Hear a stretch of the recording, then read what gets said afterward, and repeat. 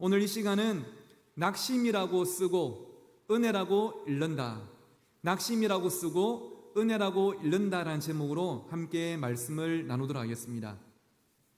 지난 1월에 시작되어서 벌써 8개월째 진정과 확산을 반복하고 있는 이 코로나19 바이러스 사태가 좀처럼 끝날 기미를 보이지 않고 있습니다. 그러면서 아이들도 부모님들도 소상공인들도 각자의 어려움과 스트레스를 이제 호소하고 있는데요.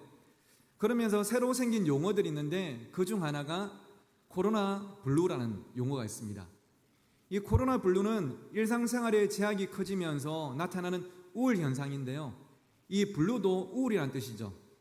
주변에서 감염 소식이 계속 들리고 사람도 못 만나고 장사도 안 되고 모든 게 앞으로도 불확실하고 그러다 보니까 이 코로나 블루의 증상이 나타나고 있는데 그게 뭐냐면 불안과 공포를 자주 느낀다. 의심이 많아져서 사람들을 경계한다. 삶이 무기력하다. 수면 장애를 겪는다. 두통, 소화불량, 어지러움을 느낀다. 이런 증상들이 나타나서 사람들이 참 많은 어려운 시간들을 보내고 있습니다. 그런데 최근에는 이 코로나 사태가 장기화되면서 코로나 블루에 이어서 코로나 레드란 말까지 등장했는데요. 코로나 블루가 일종의 우울 현상이라면 코로나 레드는 분노 현상이라고 할 수가 있습니다. 한마디로 사람들이 지금 화가 나 있는 것이죠. 버스나 식당에서 마스크를 써달라고 말하는 상대방에게 폭언이나 폭행을 가는 일들이 종종 일어나고 있음을 여러분 다 보고 계실 것입니다. 또 반대로 엘리베이터 안에서나 또 길거리에서 마스크를 쓰지 않고 있는 사람을 보면 화가 나고 또 뭔가를 하려고 하는 이런 분노가 일어나는 분도 참 많다고 들었습니다. 그런데 코로나가 유행하는 이 상황이 왜 이런 우울과 분노를 가져오고 있을까요? 이에 대해서 강동 경희대병원 화병 스트레스 클리닉의 한 교수님이 이런 말씀하셨는데 저도 참 공감이 되었습니다. 코로나 감염병은 나의 잘못으로 생긴 게 아니기 때문에 억울함과 분함을 느끼는 것입니다. 좀 다르게 말하면 나는 지킬 거 다 지키면서 성실하게 살아왔는데 왜 나에게 이런 일이 생기냐는 것입니다. 그러다 보니까 더 우울하고 분노가 치밀어 오르는 것이죠. 참 공감이 됩니다. 그런데 여러분, 이런 생각이 지금의 이 코로나 사태뿐일까요? 그렇지 않은 것 같습니다. 조금 더 넓게 바라보면 우리 인생 자체가 그런 것 같아요. 나는 지금 20대 청년으로서 40, 50대 장년으로서 또 지금까지 7, 80년 평생을 살아오시면서 참 남들에게 피해 주지 않고 나름 열심히 착하게 살아왔는데 왜 우리 가정에는 이런 일이 일어나는가, 이런 생각들이 우리에게 종종 찾아오지 않습니까? 그러다 보면 사람이 낙심이 되는 것이죠. 제가 몇 달 전에 이제 수요 기도회 설교하면서 잠깐 이 낙심이라는 단어를 언급했지만 낙심은 한자 뜻을 보니까 사람이 높은 데서 떨어져서 마음이 다친 상태, 이것을 낙심이라고 말하는 것이죠. 마음이 우울하고 화가 나고 또 억울한 것입니다. 어쩌면 지금 이 시대를 살아가고 있는 우리의 마음 상태라고 할 수가 있습니다. 사람이 살면서 낙심만큼 무서운 게 없는 것 같아요. 낙심의 시간이 길어지다 보면 삶이 무기력해지고요. 그러다 보면 무엇이 사라지냐면 삶에 대한 소망이 사라져버립니다. 사람이 살면서 돈 잃고 건강 잃고 사람 잃는 것도 참 무서운 것이지만 내일에 대한 내 삶에 대한 소망을 잃는 것만큼 무서운 게 없는 것이죠. 그렇다고 우리가 여러분처럼 믿음으로 살면 낙심할 일이 전혀 없을까요? 안타깝게도 그렇지가 않습니다. 오히려 믿음으로 살려고 하기 때문에 낙심되는 순간도 종종 있는 것 같아요. 기도를 했는데도 기도 응답이 안 돼서 낙심을 하고, 교회 다니면서 교회에서 만난 사람 때문에 시험 들어서 낙심을 하고, 하나님이 계시다면 왜 나에게 이렇게 모질게 대하실까 싶어서 낙심을 하기도 하고, 또 뭔가 잘 돼가지고 기도 응답받고 간증하는 사람들을 보면 왜 하나님이 나에게는 저는 응답과 은혜를 안 주실까 싶어서 낙심하기도 합니다. 낙심이란 것은 우리가 살아가면서 절대 피할 수는 없는 그런 영역인 것 같습니다. 하지만 사랑하는 성도 여러분, 어떻게 하면 우리는 낙심을 좀 덜 할 수 있을까요? 어떻게 하면 낙심을 했다가도 빨리 툭툭 털고 일어날 수가 있을까요? 저는 오늘 설교를 준비하고 제목을 정하면서 평소보다 설교 제목을 정하는데 참 많은 좀 시간이 들어갔는데요. 결론적으로 이렇게 설교 제목을 정했습니다. 낙심이라고 쓰고 은혜라고 읽는다. A라고 쓰고 B라고 읽는다라는 관용어구가 있죠. 우리가 인생의 펜을 들고 종이에 옮겨 적어야 하는 지금의 현실이 말 그대로 낙심일 수밖에 없지만, 하지만 이것을 읽으며 믿음으로 해석하고 실천하는 것은 은혜라고 고백하는 우리 모두가 되기를 간절히 소원합니다. 낙심 가운데도 주시는 은혜가 있음을, 아니 낙심 가운데 있기 때문에 경험하는 더 큰 은혜가 있음을 울산 신정교회 모든 가족들이 함께 붙잡는 오늘 이 예배와 말씀이 되기를 주의 이름으로 축원합니다. 오늘 본문에도 인생의 억울함을 가슴에 품고 낙심할 수밖에 없는 상황에 있는 한 여인이 소개되고 있습니다. 3절이 그녀를 소개하기를 그 도시에 한 과부가 있어. 과부는 말 그대로 남편을 잃은 사람이죠. 지금도 그렇지만 그래도 지금은 남편이 안 계셔도 또 한 여인이 힘을 내면 돈도 벌 수가 있고 사회생활도 할 수가 있고 가정을 꾸려나갈 수가 있습니다. 그런데 예수님 당시만 하더라도 과부는 고아와 더불어서 이 사회적인 약자 중에도 최고의 약자였죠. 그러다 보니까 뭔가 자기 힘으로 살아갈 수 있는 힘이 많이 부족했습니다. 그런데 그녀가 오늘 3절에 보니까 원한이 있대요.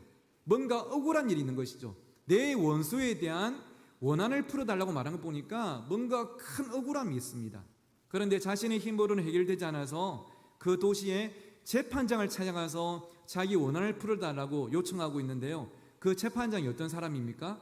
2절에 보니까 하나님을 두려워하지 않고 사람을 무시하는 재판장이라고 소개합니다. 여기에 등장하는 이 불의한 재판장은 하나님을 두려워하지 않고 사람을 무시한다는 표현으로 봐서 아마 이 과부와 똑같은 유대인이 아니라 당시에 이스라엘을 통치하던 로마에서 파견한 그런 관리일 가능성이 매우 높습니다. 예를 들면 우리나라가 예전에 일제치하였을 때 일본에서 조선으로 파견한 순사와 같은 그런 어떤 공무원일 가능성이 높은 것이죠. 그러니까 당시의 사회적 약자인 이 유대인 과부를, 그의 원한을 이 재판장이 나서서 풀어주는 그 일은 절대로 있을 수가 없다는 뉘앙스를 의도적으로 본문이 풍기고 있는 것이죠. 하지만 놀랍게도 이 불의한 재판장이 과부의 원한을 풀어줍니다. 4절과 5절 말씀 같이 함께 읽어보겠습니다. 시작. 그가 얼마 동안 듣지 아니하다가 후에 속으로 생각하되 내가 하나님을 두려워하지 않고 사람을 무시하나 이 과부가 나를 번거롭게 하니 내가 그 원한을 풀어주리라. 그렇지 않으면 늘 와서 나를 괴롭게 하리라 하였느니라. 아멘. 자, 여러분, 오늘 처음 접하는 본문이 아니신 분이 아마 대부분일 것입니다. 우리가 기도에 대해서 어떤 교훈을 받을 때 자주 접하는 본문인데요, 이 말씀 중에서 우리가 평소에 가장 주목하고 형광펜이 있다면 밑줄을 쫙 끌 부분이 어디냐면 이 과부가 나를 번거롭게 하니라는 부분입니다. 왜죠? 우리도 평소에 열심히 기도하면 하나님께서 우리의 모든 기도에 응답하실 것이라는 그 결론으로 가기 위해서는 이 과부가 나를 번거롭게 하니라는 이 표현이 필수적이기 때문입니다. 이 과부가 불의한 재판장을 번거롭게 하면서 끝까지 매달리니까 불의한 재판장이 그녀의 송사를 들어줬던 것처럼 우리도 하나님 앞에서 부지런하게 기도하면 하나님께서 우리 기도에 응답하실 것이라는 그 결론으로 가기 위해서 이 표현이 우리에게는 힘이 되는 것이죠. 여러분, 물론 이 비유는 기도에 대한 비유가 맞습니다. 하지만 그것만 붙잡는다면 그것은 50점짜리밖에 반밖에 되지 않는 것입니다. 예수님께서 이 말씀을 주신 이유 중에 반밖에 이해하지 못했다는 것이죠. 오히려 이것보다 더 중요한 교훈이 이 본문에 담겨져 있습니다. 그게 뭐냐? 바로 이어지는 7절인데요. 7절에 이렇게 말씀하시죠. 하물며 하나님께서 그 밤낮 부르짖는 택하신 자들의 원한을 풀어주지 아니하시겠느냐? 그들에게 오래 참으시겠느냐? 하물며 하나님께서 그 밤낮 부르짖는 택하신 자들의 원한을 풀어주지 아니하시겠느냐? 이게 무슨 말이냐면 이 근거는 끈질기게 기도하면 들어주신다는 것이 아니라 하나님과 우리와의 관계 때문에 들어주신다는 것. 우리 어떤 끈질긴 노력도 중요하겠지만 이것보다 더 중요한 것이 있다면 바로 우리의 기도를 들으시는 하나님과 기도를 드리는 우리의 이 관계 때문에 하나님이 들어주실 수밖에 없다는 것입니다. 이방인이면서 불의하기까지 한 재판장과 과부의 관계에서도 응답이 되는데 하물며 의로우신 하나님 아버지와 그의 택한 자녀인 그 관계에서 왜 하나님께서 자녀들의 기도를 들어주지 아니하겠느냐, 그런 말씀이죠. 그런데 여러분, 예수님께서 이 말씀을 왜 주셨다고요? 1절에 보니까 예수께서 그들에게 항상 기도하고 뭐하지 말아야 할 것을, 낙심하지 말아야 할 것을, 낙심하지 말라고 이 말씀을 주셨대요. 다시 말하면 우리가 낙심하지 않을 수 있는 비결은 무엇이냐? 그것은 하나님과 나와의 관계를 잊지 않고 끝까지 붙잡는 것이다. 그것을 하나님께서 우리에게 말씀하시는 것입니다. 사랑하는 성도 여러분, 우리가 왜 낙심합니까? 그것은 우리가 만난 문제가 너무 큰 문제이거나 우리의 힘이 너무 약해서가 결코 아닙니다. 그것이 가장 본질적인 것 같지만 더 본질적인 것은 우리와 하나님과의 관계의 문제입니다. 우리가 평소 하나님과 관계를 잘 맺고 있고 그분의 사랑을 신뢰한다면 우리는 낙심을 할 수도 있지만 쉽게 낙심하지 않습니다. 빨리 툭툭 틀고 일어날 수 있어요. 왜요? 하나님이시니까. 내가 믿는 분이 하나님이시니까. 천지 만물을 말씀으로 창조하시고 지금도 세상 역사를 주관하실 뿐 아니라 나의 머리카락까지 세신 바 되신 하나님이시니까 우리는 낙심 가운데서 빨리 일어날 수가 있는 것입니다. 그런데 하나님과의 관계가 잘못되면 우리가 이 낙심에서 일어나는 것이 좀처럼 쉽지가 않습니다. 그래서 여러분, 오늘 본문을 이 누가복음 18장 1절에서 8절까지 말씀을 한 줄로 요약하면 끝까지 기도해가 아니라 이것입니다. 우리 같이 화면 보시면서 읽어보실까요? 시작. 낙심하지 마라. 너에게는 기도하면 응답하시는 하나님 아버지가 계신다. 할렐루야. 오늘 하나님은 여러분에게 이렇게 말씀하십니다. 아들들아, 딸들아, 낙심하지 마라. 너희에게는 기도하면 그 기도에 응답하시는 하나님 아버지가 계신다. 이렇게 하나님께서 말씀하고 계십니다. 로마서 8장 15절은 우리에게 이렇게 말씀하죠. 너희는 다시 무수하는 종영을 받지 아니하고 양자형을 받았으므로 우리가 뭐라고 부르짖다고요? 아빠, 아버지라고 부르짖느니라. 너희가 원래는 종이었지만 이제는 하나님의 자녀가 되었으므로 하나님을 아빠, 아버지라고 부를 수 있다 말씀하십니다. 영어 성경에 보면 대부분의 영어 번역본이 아빠, 아버지가 아니라 아빠, father 이렇게 번역이 되어 있죠. 그런데 여기서 아빠라는 것은 한글 아빠를 영어 발음으로 쓴 게 아니라 이 아빠는 아람어입니다. 당시에 이스라엘 지방에 쓰던 아람어고요. 참으로 신기한 것은 어린아이들이 아버지를 부를 때 이 호칭이 참 나라마다 비슷하더라고요. 몽골에 보니까 아바 이렇게 하고요. 중국에서도 빠바 이렇게 하죠. 영어권에서는 파파라고 합니다. 그리고 한국에서도 아빠라고 그래요. 참 이 언어의 어떤 근원이 하나님을 보여주는 또 예일 수 있겠는데요. 원래 우리 영적인 신분은 하나님의 자녀가 아니었고 마귀의 종이었습니다. 마귀가 원한 대로 죄를 짓고 상처받고 힘들게 하나님을 멀리하며 살아가고 있는 그런 존재들이었죠. 그런데 어떻게 종이었던 우리가 하나님의 자녀가 되었을까요? 요한복음 5장 24절이 이렇게 말씀합니다. 내가 진실로 진실로 너희에게 이르노니 내 말을 듣고 또 나 보내신 이를 여러분처럼 믿는 자는 영생을 얻었고 심판에 이르지 아니하나니 사망에서 생명으로 어떻게 하셨다고요? 옮겼느니라. 하나님께서 여러분을 사망에서 생명으로 옮기셨답니다. 그런데 이 옮기다란 말이 그냥 어떤 물건 하나를 옮기는 뜻이 아니라 마치 사람이 살고 있는 거주지를 옮기는 이사와 같은 것입니다. 신분이 바뀌었음을 의미하는 것이죠.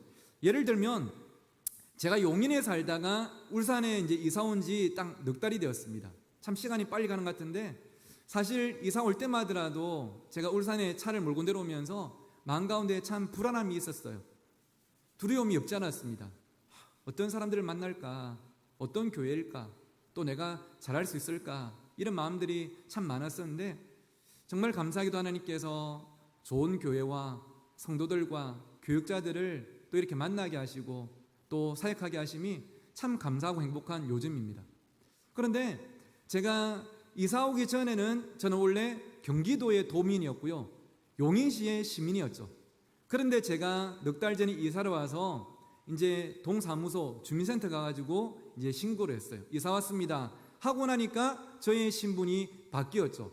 예전에는 경기도민이었고 용인 시민이었지만 이제는 울산광역시의 시민이 된 것입니다. 지금 저의 주민등록증과 운전면허증에도 이 주소가 바뀌어 있습니다.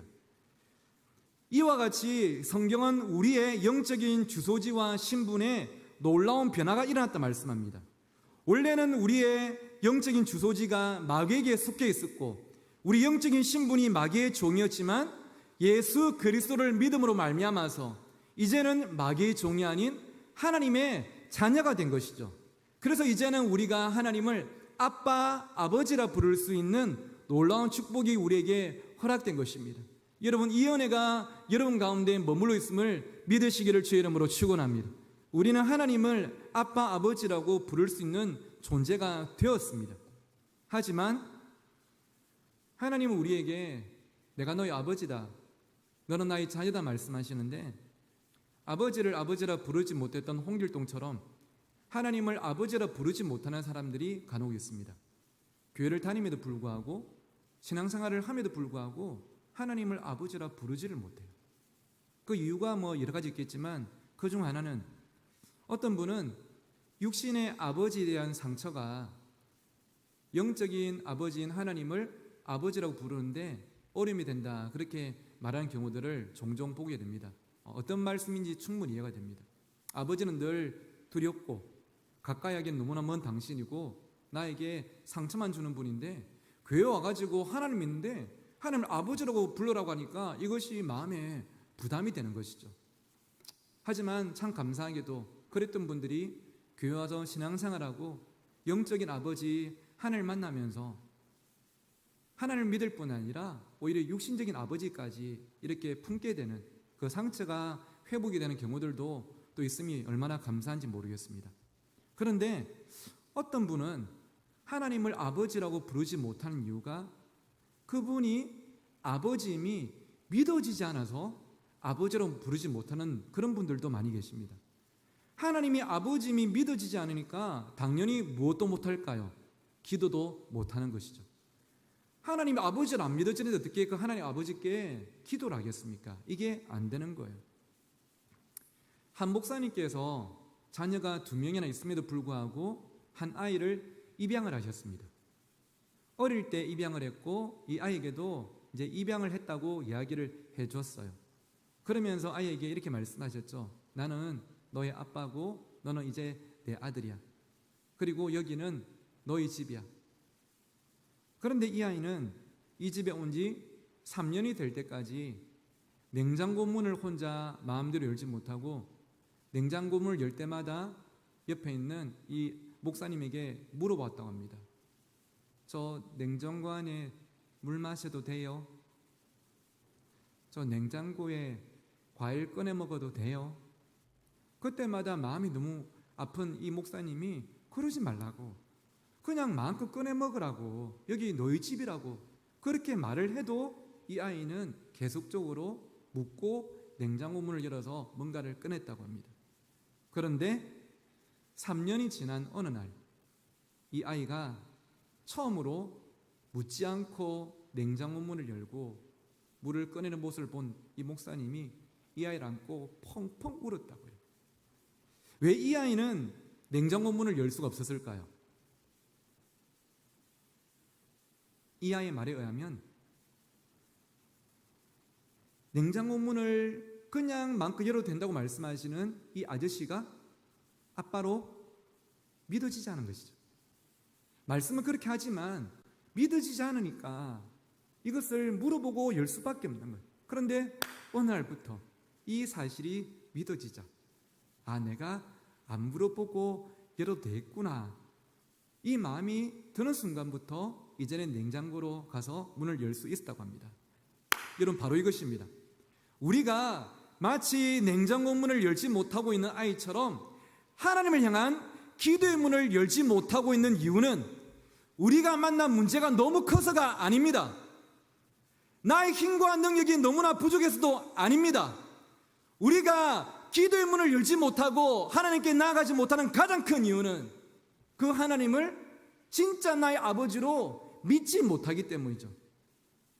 온 천지 만물을 말씀으로 창조하시고 모든 역사를 주관하시는 하나님, 나의 머리카락까지도 세신 바 되신 하나님이 아버지로 믿어지면 우리가 기도할 수가 있는데, 그게 되지 않다 보니까 그냥 낙심하고 살아가는 것이죠. 그래서 사랑하는 성도 여러분, 저는 오늘 이 시간 여러분의 마음 가운데 하나님께서 믿음을 주시기를 주의 이름으로 축원합니다. 하나님을 그냥 피상적으로 아버지라고 아는 정도가 아니라 여기에서 믿어져서, 맞아, 하나님 나의 아버지시오, 하나님은 내가 낙심하지 않고 기도의 자리로 나오기를 원하고 기다리고 계셔, 내가 기도할 때 하나님은 나에게 응답하실 분이셔라는 이 믿음이 있어서 낙심 가운데 머물리는 것이 아니라 담대히 기도의 자리로 나아가는 여러분 모두가 되기를 간절히 소원합니다. 이 사실을 믿는다면 우리는 낙심할 수밖에 없는 상황 가운데서도 이렇게 고백하는 것이죠. 우리가 사방으로 우겨쌈을 당하여도 쌓이지 아니하며 답답한 일을 당하여도 낙심하지 아니하며, 사방으로 우겨쌈을 당하여서 앞뒤 좌우가 다 막혀 있어도 하늘이 열려 있으니까, 하늘에서 나를 도우시는 하나님 나의 아버지를 믿으니까, 또 나아가서 답답한 일이 어제도 오늘도 내일도 계속 나의 삶을 엄습해도 낙심하지 않는 것은 우리 하나님이 나의 아버지로서 나와 함께 하시고 응답하시고 길을 내실 것을 믿으니까 우리는 낙심하지 않고 살아갈 수가 있는 것이죠. 이것이 오늘 저희 그리고 여러분의 믿음이 꼭 되었으면 좋겠습니다. 제가 얼마 전에 인터넷에서 아빠에게 아기를 맡기면 안 되는 이유라는 아주 재미있는 사진들을 몇 장을 본 적이 있는데요. 그 엄마들이 이제 외출하면서 아빠한테 아기를 이제 맡기고 이제 나갈 때가 있지 않습니까? 그러면 이 아기와 아빠 이 둘만의 공간에 어떤 일이 일어나는가, 이런 사진인데요. 첫 번째는 바로 이 사진입니다.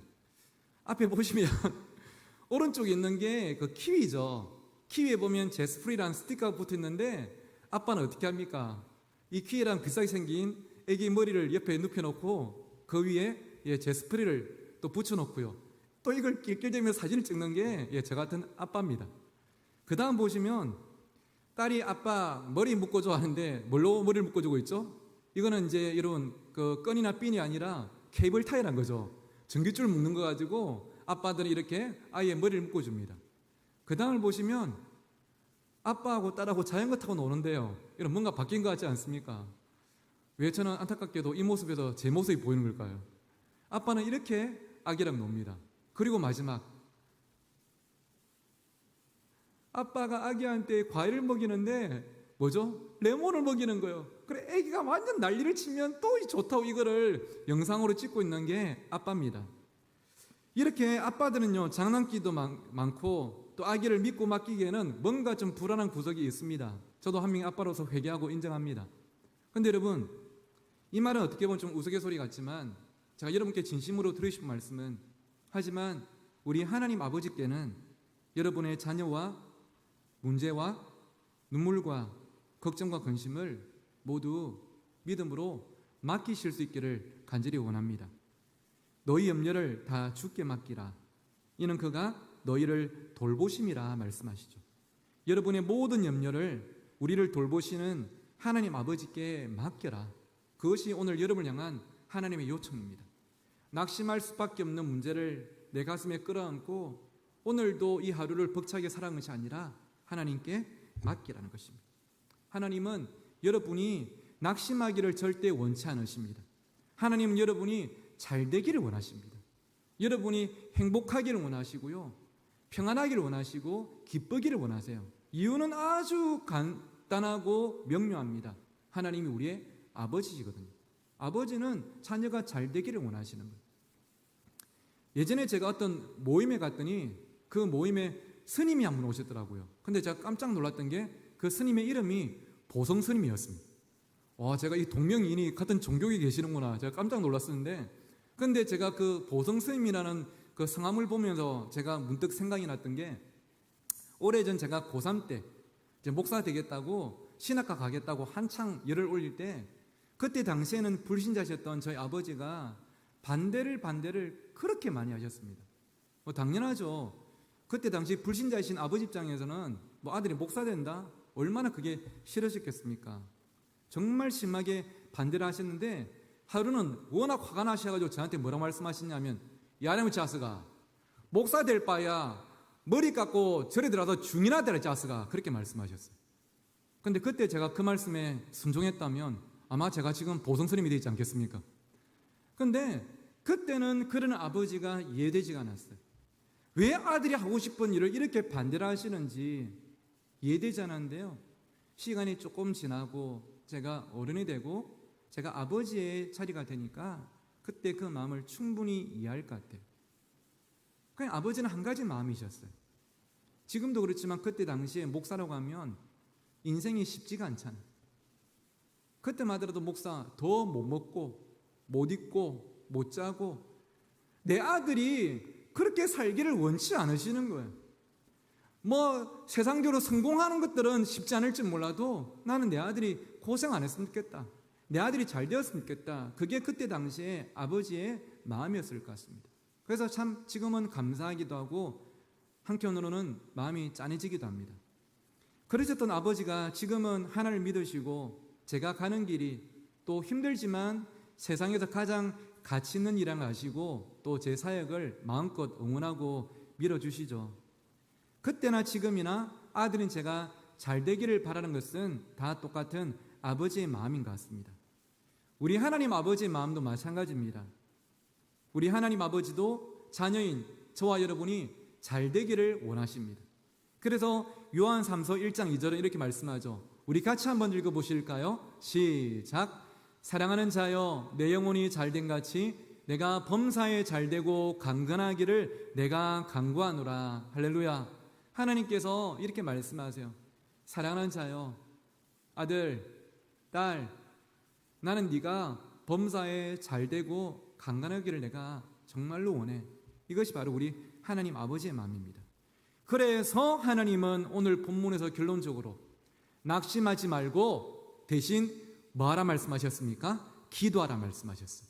오늘 본문 1절에 보니까 예수께서 그들에게 항상 기도하고 낙심하지 말아야 할 것을 비유로 말씀하셨대요. 왜냐하면 기도가 하나님께서 우리를 돌보시는 방법이고 우리의 필요를 채우시는 통로이기 때문입니다. 우리는 기도를 통해서 하나님의 돌보심을 경험하고 하나님의 응답을 체험하기 때문에 우리는 낙심하지 않고 기도의 자리로 나아가야 하는 것이죠. 그러면 우리는 낙심할 수밖에 없는 상황 가운데서도 오히려 하나님의 돌보시고 채우시는 은혜를 경험합니다. 오늘 설교 제목처럼 낙심이라고 쓰고 은혜라고 읽게 되는 것이죠. 제가 2001년도에 대학을 졸업하고 이제 신학대학원에 입학을 했는데요. 저는 고신대학교 영어영문학과를 졸업했습니다. 신학과를 가고 싶었는데 방금 말씀드린 것처럼 아버지께서 워낙 반대하셔가지고 아버지랑 저랑 서로 한 걸음씩 물러나서 간 곳이 고신대 영어영문학과였습니다.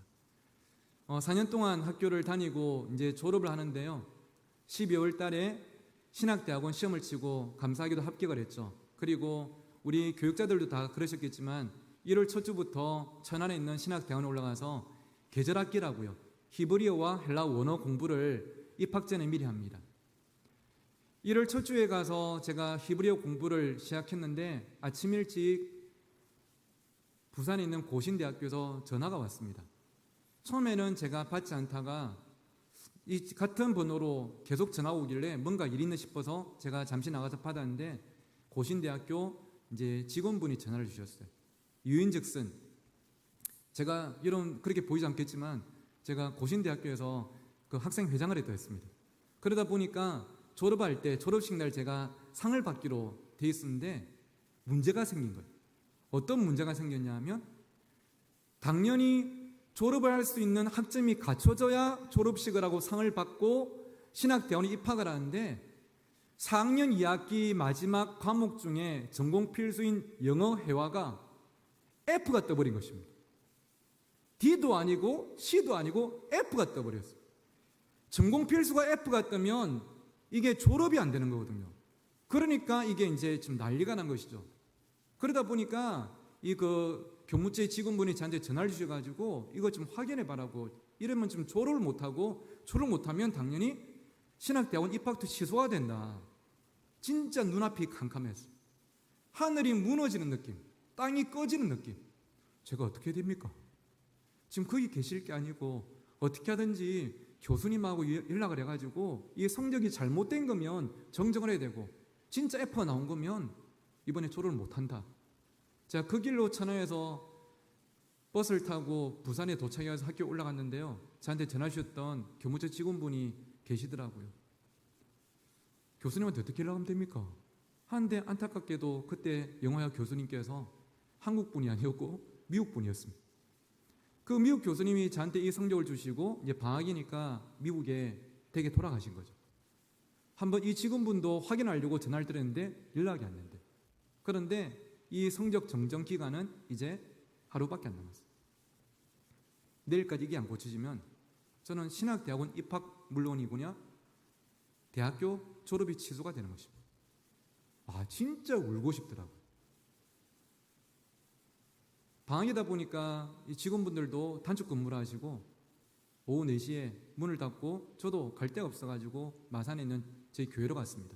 집에 가면 아버지가 이 소식을 들으시면 안 믿는 아버지가 할렐루야 하면서 이건 하나님 뜻이다 하면서 네 신학대학원 가지 말라고 말씀하실 것 같아서 집에도 못 가고 교회 마룻바닥에 앉았는데요.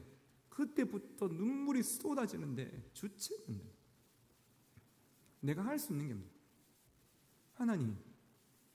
하나님이 저한테 꿈을 주셔서 제가 그렇게 열심히 공부를 했고 그 반대를 무릅쓰고 신학대학원에 이렇게 합격했는데 하나님 왜 저에게 이렇게 낙심할 길을 하나님께서 허락하십니까?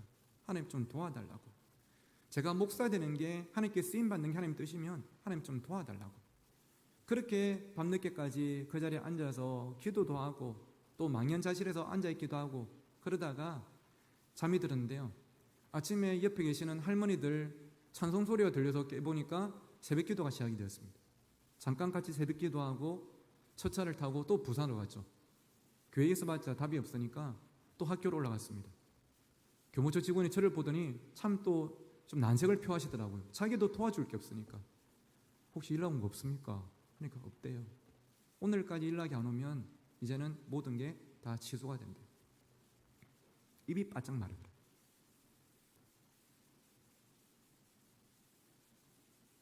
낮 12시가 지나고 오후 4시까지 시간이 얼마 안 남았는데 진짜 온몸이 피가 바짝 마르는데 할 수 있는 건 딱 하나밖에 없었어요. 교무처에 의자에 앉아가지고 하나님 저 좀 도와주십시오. 제가 신학대학원에 가고 목사가 되는 게 하나님의 뜻이라면 하나님 한 번만 좀 도와주십시오. 그 기도를 하고 푹 고개 숙이고 있는데요. 3시 정도 되었습니다. 이제 마감이 1시간 남았을 때 3시 정도에 학교 교무처로 전화 한 통이 걸려왔어요. 직원분이 전화를 받더니 깜짝 놀라시는데 제 영어회화 교수님이셨습니다. 거기가 몇 시인지는 잘 모르겠지만 대충 시간이 지금 마감 시간이 다 돼가는데 혹시나 뭔가 실수가 없나 싶어서 확인차 전화를 하셨대요. 교수님 지금 한 명 와 있다고 난리 났다고. 누구냐고. 그 김보성이라고 하니까 교수님이 깜짝 놀라가지고 보성 나 안다고. 아마 그 학생은 그럴 성적이 아니다고. 그 내가 전화를 바꿔달라서 교수님 왜 그러시냐고 나한테 하니까 확인했는데 발견이 된 게 제가 9414-005인데요. 학번이 9414-006인 학생이 학기 중간에 휴학을 하고 이제 그만뒀는데 교수님이 성적을 주시면서 이 학생에게 주실 성적을 한 칸을 잘못 미스를 해서 기록하신 거예요. 그리고 확인해 보니까 제 성적은 여러분 믿으실지 모르겠지만 평소처럼 A가 나왔더랬어요. 근데 A가 문제가 아니고 C든 D든 저는 졸업하는 게 중요해요. 근데 L을 받고 제가 정상적으로 졸업하고 신학대학원에 입학했는데요, 대학 졸업식 날도 신대원 입학식 날도 울지 않을 수가 없어요. 지금도 시간이 딱 20년이 지났지만 저는 그때 그 순간을 잊지를 못해요. 낙심할 수밖에 없는 상황에 우리로 하여금 기도하게 하시고 응답하시며 하나님이 하나님 되신을 보이시는 그 사람. 우리가 살아가다 보면 때로는 그냥 놓아버리고 포기하고 싶을 때가 한두 번이 아니에요.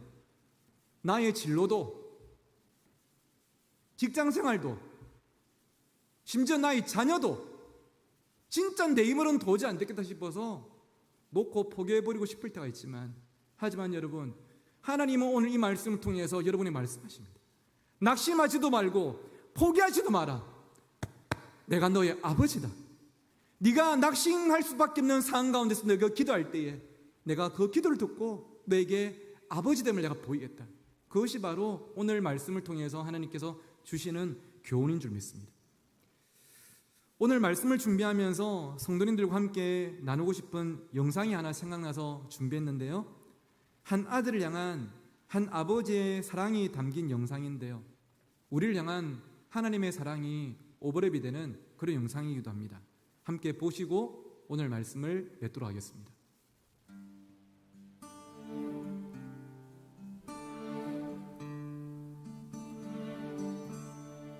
Who taught the sun where to stand in the morning?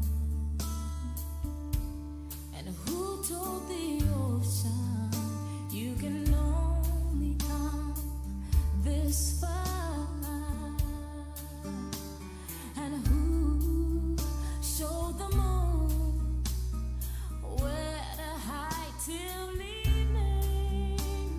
Whose words alone can catch a falling star? Well, I know my Redeemer lives. I